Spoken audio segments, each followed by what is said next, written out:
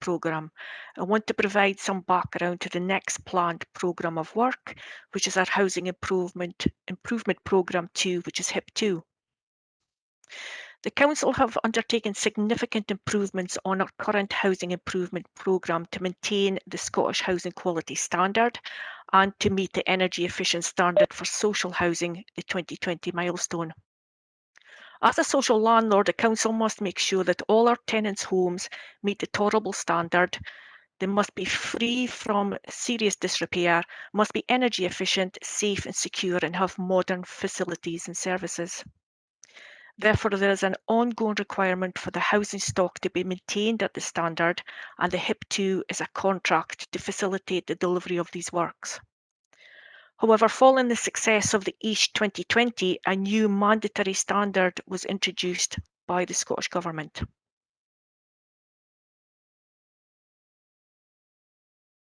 The new standard is the Energy Efficient Standard for Social Housing 2, which is EASH 2. This was created to remove poor energy efficiency as a driver for fuel poverty and to contribute to achieving the Scottish Government's climate change emissions reduction targets.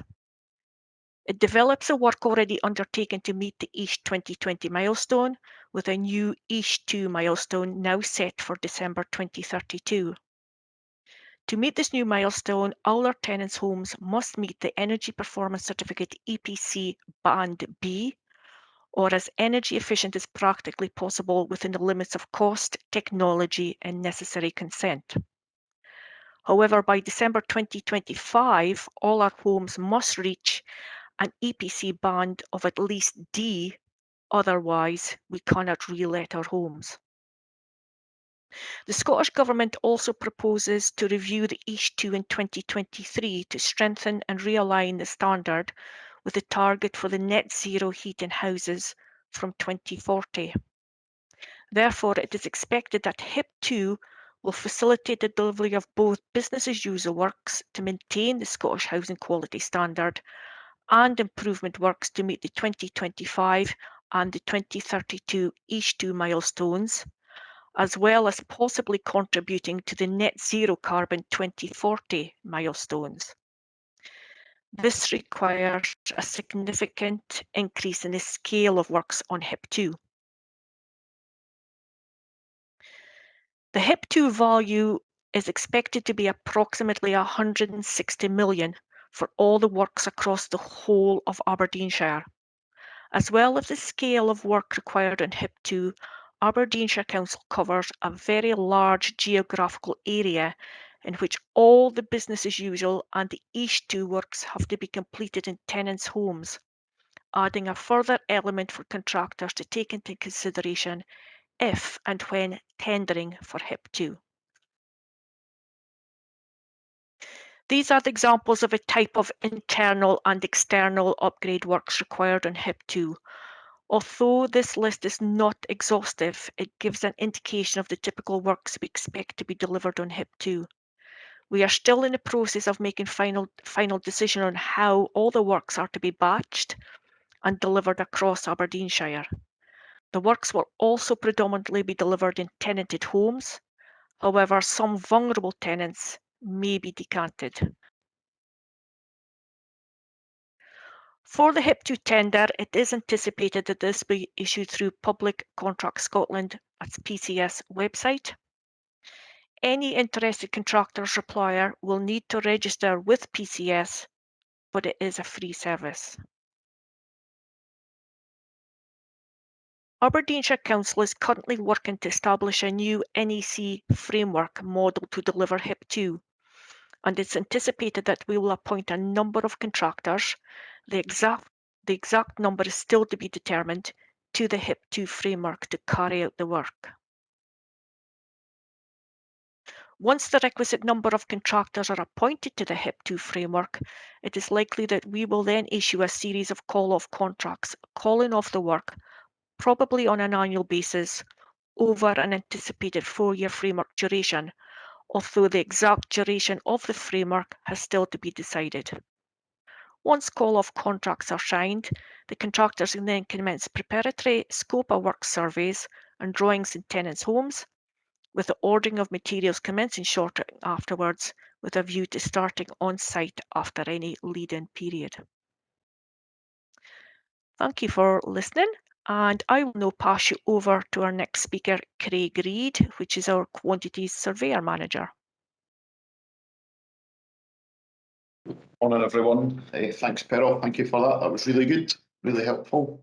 I'm just going to touch briefly on the contract side of it. So under HIP 1, it was basically procured using a NEC3 ECC option A, which was basically a standard NEC option A contract. So we're looking to move across the NEC4 term service contract, and there's some benefits for that in terms of it's more suitable for lots of smaller maintenance projects, and there's lots of benefits as well during handover. So under the term service contract, there is 3 options, as you can see on the screen. So we've got the price contract with activity schedule, which is what's currently being used under our HIP 1 works. There's also the option C, which is a target contract with basically a target contract with activity schedule. So that's a target cost contract, and that's a potential option. And there's also an option E, which is a cost reimbursable contract, which is fully reimbursable, and the contractor will get paid overhead and profit on top of that. So we're still reviewing the three options, and I suppose one of the reasons coming to the market is also to get the contractor's input on which contract they think might be most suitable. So we'll welcome any feedback on that in the Q&A session, or if you want to feedback direct to procurement, that would be really helpful.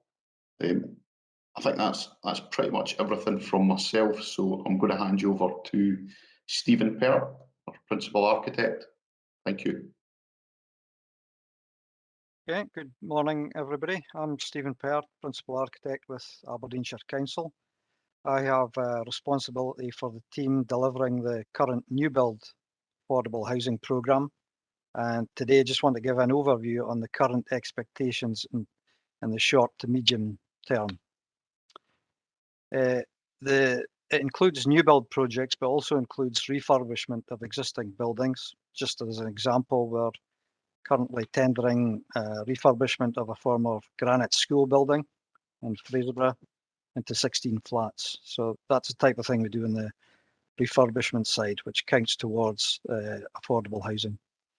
The 50 properties quoted here, which does not include Section 75 or opportunity projects, has recently been lower due to various pressures, COVID obviously, and now material and labour shortages, etc.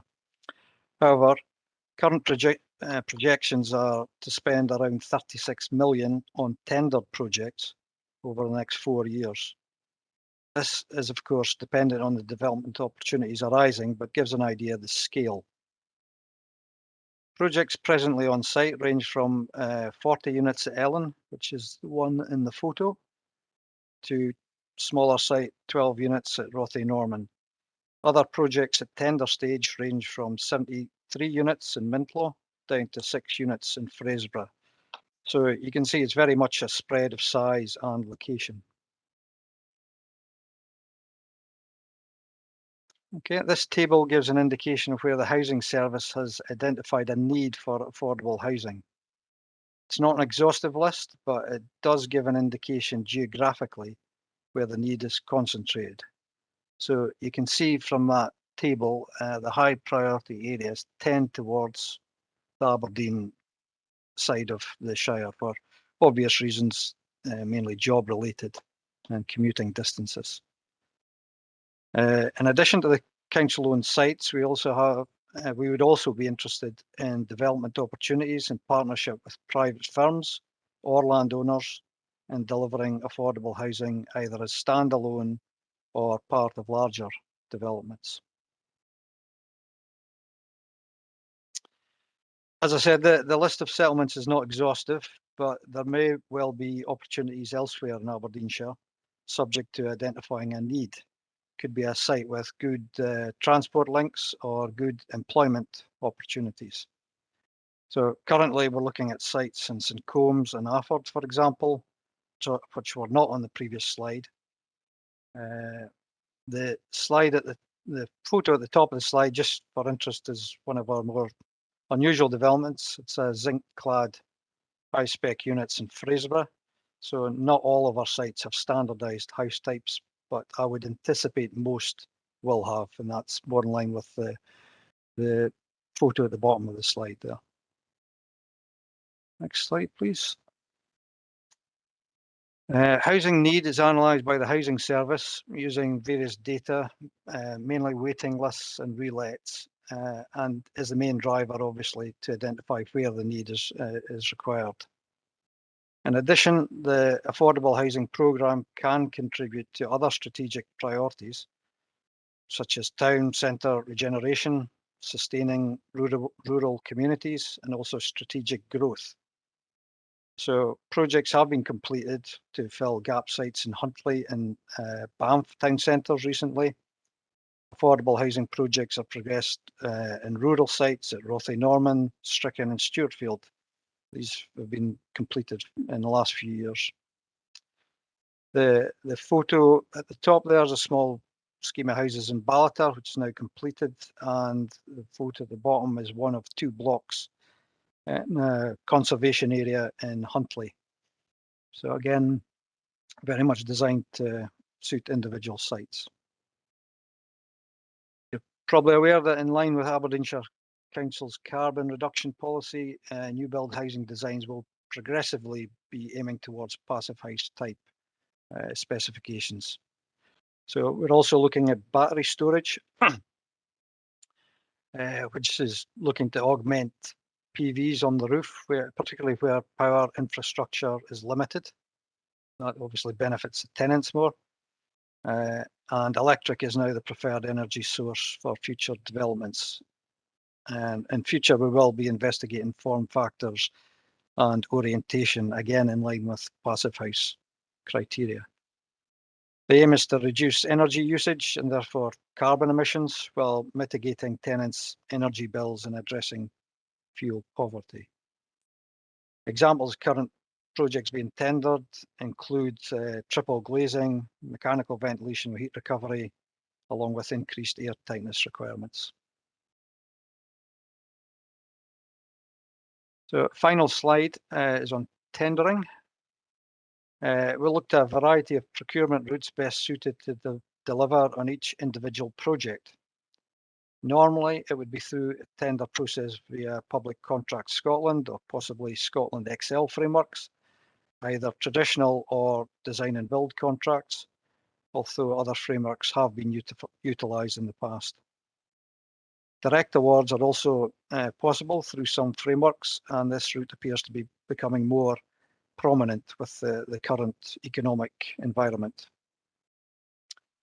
So hopefully that gives a summary, a flavour of where we anticipate the targets are for the next short to medium term. And I will now pass you over to Gillian Ross, Category Manager. Hi, good morning all. As Steve said, my name is Gillian Ross and I'm a Category Manager within the Commercial and Shared Service team. So the HIP2 and new build programmes, I can't go into too much detail at the moment about how the procurement route and how they'll be delivered on that side of things has not been finalised. So I just wanted to cover the main topics of local authority procurement.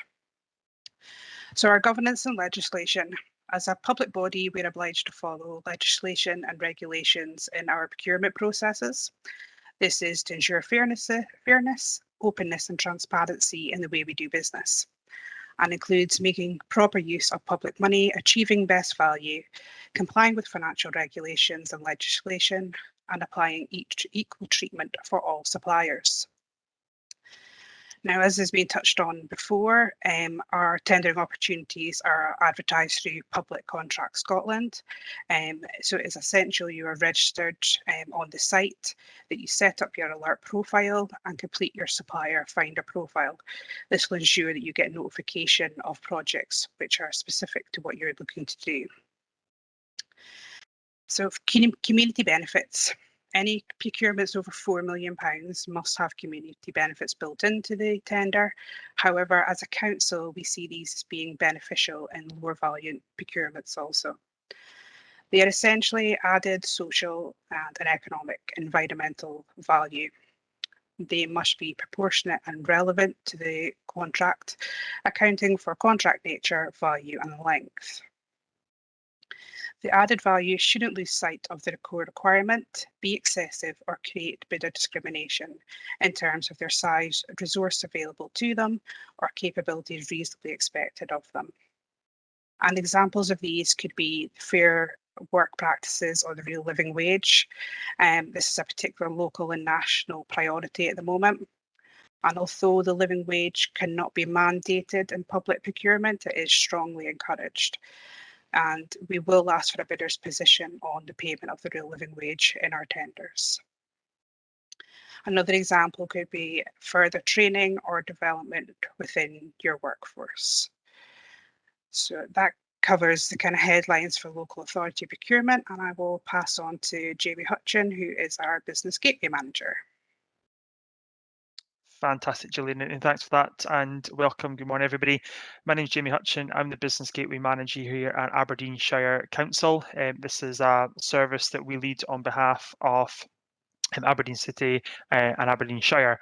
I'm responsible for the whole service within the region, and Elevator, our delivery partner, work on that. We support about 1,310 businesses every year, from early stage growth companies to growth companies to startups, and support them through various means. And we very much do this in partnership, working throughout the ecosystem here in Scotland. And local. So my directorate is Aberdeenshire, Aberdeen City, and that's how we do it. Next slide, please. We can support businesses on quite a lot of support. One of the businesses you'll see in the testimonial is a business that recently got tender support by one of our consultants. And we have flexibility within our contract in order to make sure that we're meeting the demand and needs of the businesses here locally, and also making sure that meets the demands of the both councils here in the region as well. An exciting project we have got starting from tomorrow is a procurement development officer, and that can be seen on the next slide, which I'm going to talk about through that as well. As you will see, the exciting opportunity that's in front of you with the HIP2 project, what support can you get as a business, as it's quite daunting, even just registering on PCS, right, to get in a tender.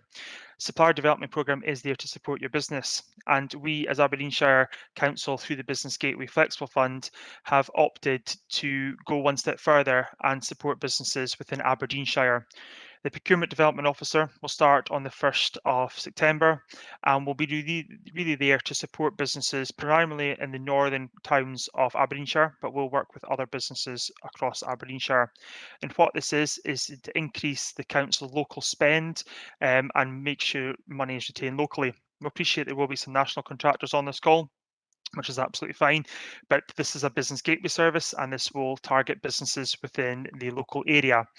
So any questions that you require, any support you need, Business Gateway is here to support your businesses.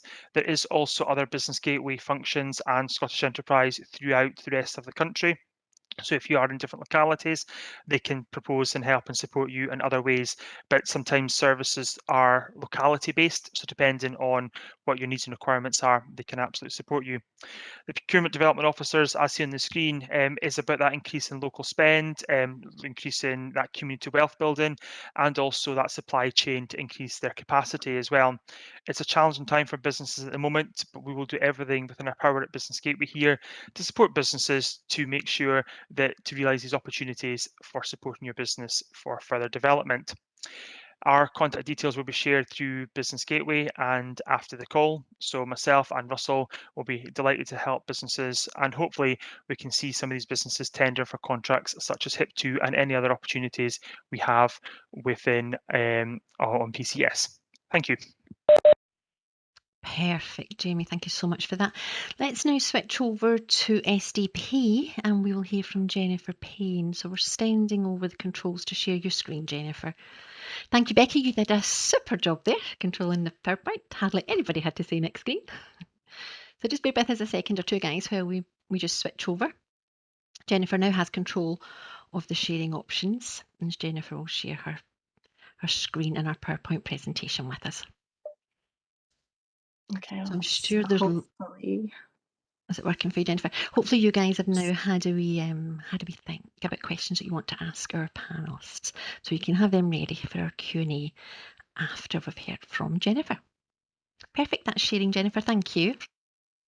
Does it say helping you bid better? It certainly does. Wonderful. Thank you so much, Fran. Okay. Hi, everyone. Good morning. I hope you're doing well. I'm here today on behalf of SDP to talk about SDP corporate membership and what that means to you larger tier 1 primary contractors, particularly in relation to what's coming up to this project, but your other projects as well. So I am going to go through what is the power of procurement. Now, if you haven't heard of this, you as a business will be hearing about this much more as you go forward. But basically, it's about sustainability and putting it at the core of everything we do in Scotland's procurement. So we touched on that. Aberdeenshire Council just touched on that, on some of the things that they're required to do and some of the things that they want to do, and that is the power of procurement. So I'm not going to go through every single PowerPoint bullet in this presentation, but SDP, as the Supplier Development Program, is connected to each and every local authority and the Scottish Government. And we sit independently right between buyers and suppliers. And that includes primary contractors and suppliers as well, to help facilitate the connection between buyers and suppliers. So we help you all meet what's called the Sustainable Procurement Duty. And we have a goal of embedding SDP in procurement strategy right across the whole of Scotland's public sector. Here are our members, the 32 Scottish local authorities, and this is a nationwide network to connect and source suppliers. So the Supplier Development Program is the same for every small business in Scotland, right across the country, wherever you are based. And we have a Team Scotland approach, and this means that we work in partnership with our members. And these are our current affiliate members plus our housing association member. These are organizations you may or may not wish to do work for if you're a smaller business, or even if you're a larger business. And this list is constantly expanding, particularly in the current economic climate. We're delivering a huge project on the other side of the country with NHS Greater Glasgow and Clyde and NHS Lanarkshire too, trying to get suppliers into their supply chain and diversify their supply chains. And so it really does kind of call into question what is local in Scotland and where are suppliers based. So for our purposes today, we're talking about, Aberdeenshire based businesses, but Scotland suppliers base is also local. So it's looking at all of that together.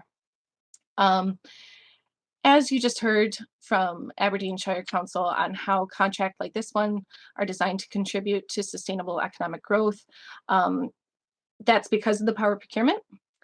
And being a corporate member of SDP is an outward sign that an organization is committed to good and sustainable practices. SDP currently has 5 corporate members, and so they have their supply chains wide open to Scottish suppliers. And these include Jacobs, RJ McLeod, Levenseat, Mighty, and Robertson FM. That means that SDP is already talking about those corporate members positively to all those buyers we just mentioned, as well as the nearly 20,000 SMEs that are registered with SDP. So back to community wealth building. If you haven't heard about community wealth building, you need to. Okay, so we're about to. For you larger contractors, we're suggesting that you begin embedding SDP as a resource early in the process for this housing project. We can help you. A successful bid leads to opportunities for the business to grow, and this can mean further employment, local spend on services, materials, accommodation, all those important local things like employability. It keeps money local for longer if your supply chain is local. So we want you to engage the best way that you possibly can with as many Scottish SMEs as you can, and those based in Aberdeenshire in particular. And so while some of you small businesses on this webinar today might think, oh, my business isn't in this area, or you might be hearing about upcoming opportunities related to the hydrogen hub, or other wider opportunities, and you think, oh, my business isn't renewables, it's not in that area. Oftentimes, SDP is utilized to connect with businesses that can provide services around a building site or around a project. So workers have to eat, they have to eat breakfast and lunch, vehicles need MOTs, workers coming to visit sites need a place to sleep, like a local B&B.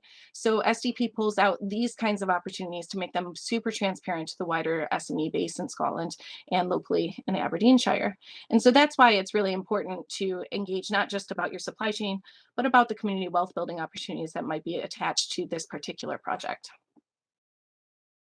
We're working very closely with Aberdeenshire Council, as you can see, to ensure that they get what they need out of this project. We're engaging with you to ensure that you know the benefits of membership. And when it comes to this particular contract, we are ready and standing by to help you mobilize your supply chain to be ready for the project commencing. We'll use stepping stones from today's webinar to when the contract is awarded to one of you, or maybe someone else who bids. And hopefully when you become a corporate member, if you're a larger contractor at that point, we'll ensure that we're connecting you with the local businesses you need and the holes in your supply chain to make sure you're the most effective. So what are those stepping stones? How do we do it? We engage with you. That's what we're doing today. We have a plan to support you. It doesn't end there. We repeat these engagement steps as often and whenever you need it. So if you're in the middle of a 4-year project and you're like, oh, I need suppliers in this area, do you know of any new ones? We'll work hard for you, and we'll try and help identify that with you. So we work with Business Gateway, we work with economic development departments, we work with other partners and trade organizations and things to identify which suppliers you might need, where they are, and how to communicate with them and get them onto a webinar or at an event for you. We hold engagement events. We talk to local authorities, Hub North Scotland, and we ensure that that economic development element is best addressed in the local area where you need it best for your supply chains. And we are here to support you every step of the way. So we have events. We have a great reputation with suppliers about our events and webinars.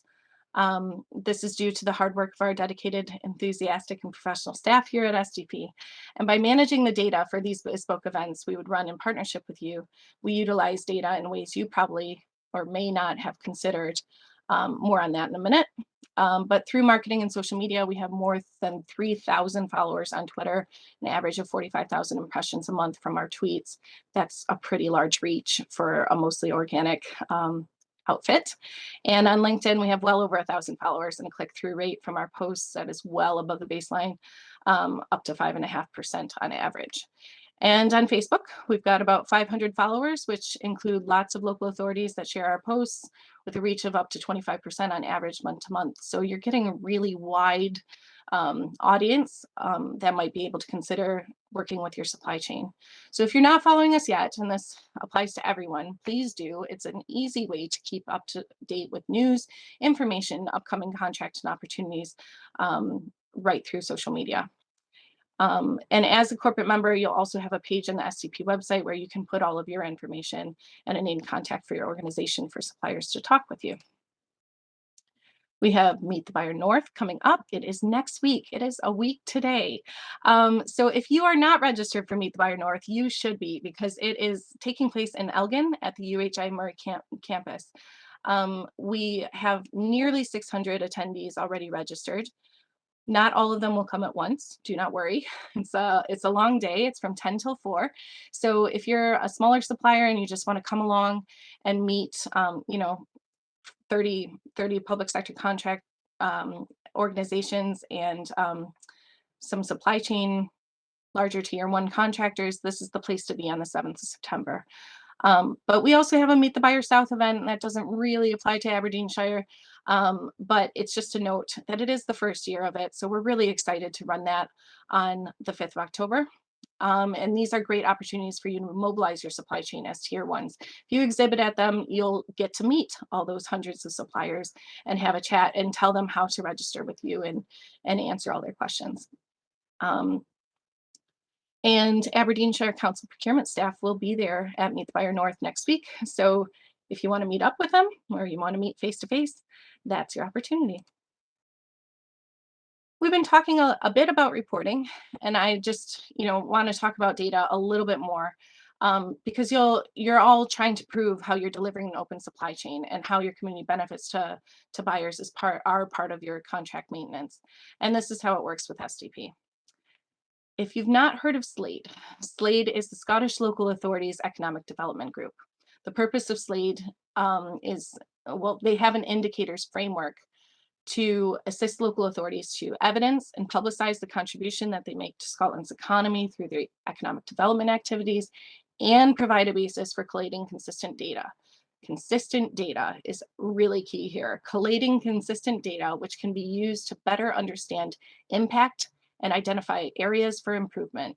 So if you have your data in one place and then your competitor tier one has their data in another place and another date, and you can imagine just how big the environment gets, which is kind of the whole ethos behind Public Contract Scotland, was bringing everything together in one place for advertising. But when you're trying to report on things, and while PCS is used and they've signed up to the open data contract charter Scotland has, which means that data is available and ready, available and open and transparent. It's hard to kind of say, how many small businesses did you engage with as part of this particular contract? And that's where SDP can help. We have robust data collection. It's all measured in one place, and Aberdeenshire Council can access it just by logging in. So they can see which suppliers locally have come along to events. They can see, they get independent reporting at the end. So being part of that effort and having all of suppliers, registered in one place is really helpful to them, particularly when they're reporting to SLADE on the economic development that is outcomes that are taken through the public sector procurement that they are trying to take forward. So sustainable procurement duty throughout the full procurement cycle, including supply chains, is something that they are very interested in. And it's something that we can help you with. And that would also contribute to the way that they already talk about things and report on them. And so I just wanted to pull out a little bit of an interesting one. With all this joined up procurement, we at SDP often ask for examples of what good looks like and what bad looks like for tenders to include in our training materials for smaller businesses to understand exactly what everything, what might look good, what might look bad, what should I not do, what should I do. But for you larger companies, and I just wanted to let you know that buyers also feel fine in checking in with SDP when primary contractors include that they're members of SDP and they're not. So we have 5 corporate members. They are our members. So you guys are registered as suppliers if you're not our corporate members. And that makes sense because, after all, local authorities pay for SDP. Some of the very same buyers you're trying to impress when you're bidding. So it's in their interest to know who is and who is not a member. So it's just to let you know that it's hardly surprising. We set the record straight sometimes if that's included in a bid. However, being a corporate member of the Supplier Development Program is in fact a fantastic community benefit that you can and should include in every tender you write. So we just ask that you don't confuse this with just registering an account on the SDP website. You have to put into the program to get bragging rights out of it, as the program is delivered through a partnership approach. And once you've joined, our success becomes your success. And how do we do? We are pretty effective. Our survey results show that we were up from 88% in 2019 to 2020 to 93% in 2020 to 2021. This is slightly down to 91% in 21 to 22. So we also focus on the wider procurement picture to ensure that Scottish suppliers are aware of what we deliver nationally and what can be delivered locally. We've got lots of case studies regarding our corporate members. We held a Talking Tenders with Robertson FM earlier this year with the Scottish Fire and Rescue Service, and 118 suppliers came along. And Robertson was over the moon with how many new suppliers then came onto their supply chain. So nearly all of those Scottish SMEs, 96%, I mean 96%, who provided feedback said they were more likely to bid and join the supply chain. And almost 2/3, which is like 65% of those businesses, felt more positive about potentially working with Robertson FM too. So there's lots of good data, good benefits behind it. What does it cost? This is outlined in a membership agreement. It's a proposal that we give to you. So given that COVID has made everything quite online for some time, it's been reduced temporarily. We operate membership on a sliding scale and take into consideration lots of different factors. So please get in touch for more specifics. And I am going to just finish up now, but I wanted to say that we have nearly 20,000 SMEs registered with us. And when your smaller business registers, you don't just get the tender training anymore, which is fantastic, obviously. You get pulled in so that you're aware of lots of different upcoming public sector contracts, supply chain opportunities right across Scotland with Scottish Government, Social Security Scotland, even the Scottish Parliament. We want small businesses to get every opportunity in and out of the supply chain to keep money local for longer. So this slide shows some of the things that SDP offers to SME, to small businesses and medium-sized enterprises based right across Scotland. Thank you very much. If you do have any questions, please do get in touch. Thank you. Perfect, Jennifer. That was excellent. Thank you so much. A lot of information.